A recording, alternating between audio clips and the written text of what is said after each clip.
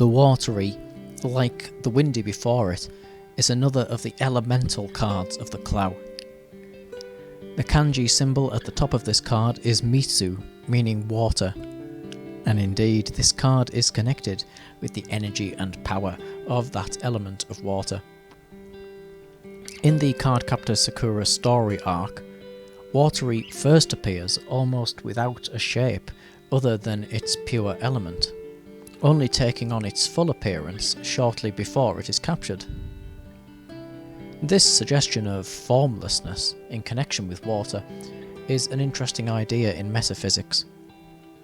A separation of form and no form shows up in religious and esoteric doctrines both far and wide.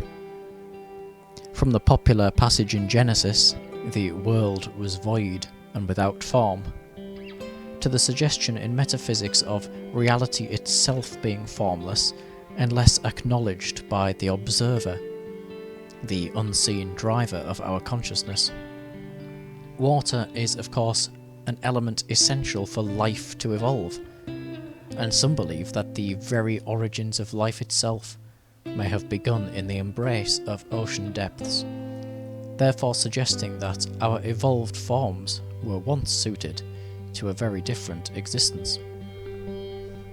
On the Watery's head is a blue circlet, showing a wave-like pattern, and also showing her as an enlightened being, her third eye penetrated by the rays of the crown sun head at the top of the card.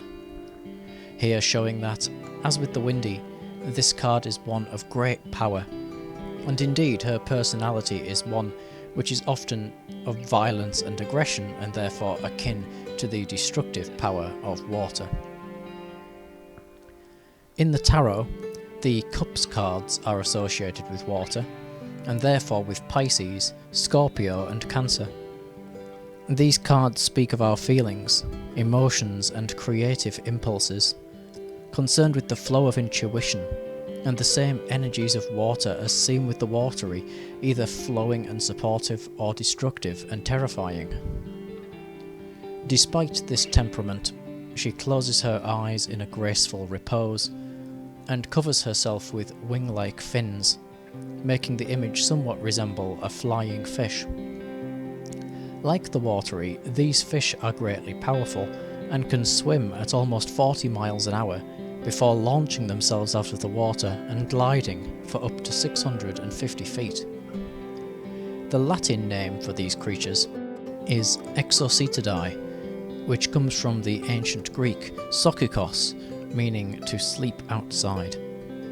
This comes from a folk belief that flying fish would leave the ocean and sleep upon the shore. The poetry of sea creatures wishing to come ashore is of course synonymous with the mermaid, and the main theme of the Watery is indeed her depiction as such.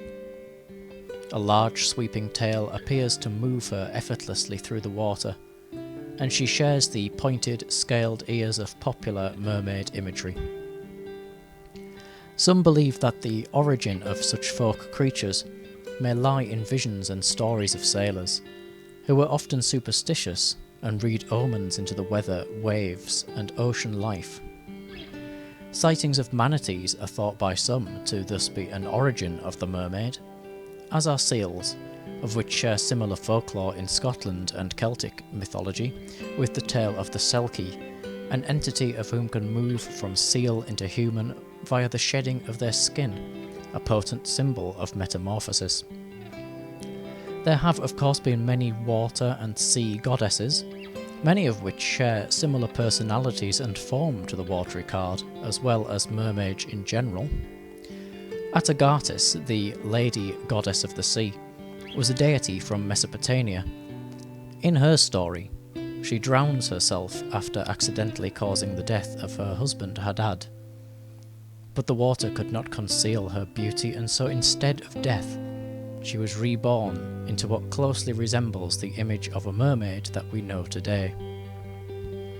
This goddess was worshipped in extravagant temples filled with water, and later in Greece she became connected with the constellation of Pisces, bringing us back once more to the water cards of cups in the tarot. Atargatis was described as having wavy hair parted in the middle, long and flowing, like the nature of water itself. This is echoed over on the Watery card, her hair appearing as if moving through the water, adorned with orbs which are possibly suggestive of bubbles brought on by this waving motion. It's that movement of watery creatures which makes their folklore so filled with this flowing in and out of worlds. As an elemental card, Watery would be an Undine, another of the spirits of the alchemist Paracelsus. Undines are spirits of any water place, such as pools, waterfalls, and of course the sea.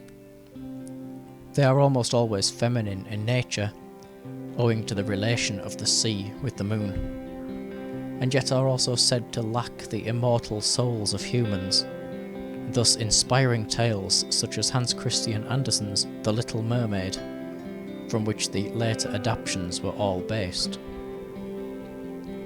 The Watery is a powerful and also introspective card, and to draw it is to evoke our emotional self, as in the Cups cards of the tarot. We must regulate and harness these powers, or else they would become destructive, like the whirlpools of which she creates. As an aggressive card, this image could be urging one to be in tune with our intense feelings, and to take control of them, to shape our world of form with the heartfelt longing for its manifestation, just as the mermaid longs for a soul upon the land.